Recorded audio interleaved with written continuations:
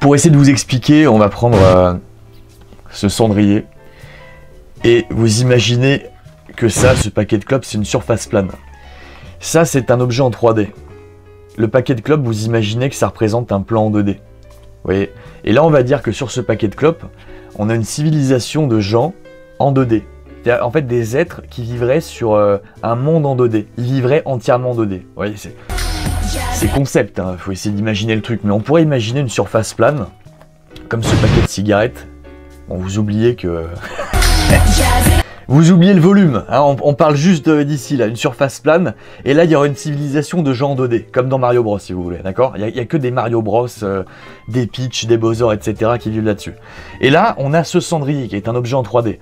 Ce cendrier arrive sur cette surface plane, sur ce monde en 2D. Et là, il va traverser cette surface plane, et qu'est-ce que verrait ce peuple en 2D? Eh bien, il verrait pas le cendrier dans sa totalité, il verrait uniquement... le cercle là, il verrait le cercle du cendrier, mais le cercle après, en gros, il diminuerait au fur et à mesure qu'il va descendre et s'enfoncer dans le sol. Normalement, après, quand il va disparaître, en fait, une fois qu'il aura complètement traversé cette surface en 2D, ça va faire un truc genre comme ça. Et donc, ce peuple en 2D va avoir une espèce d'apparition d'un cercle qui va progressivement disparaître.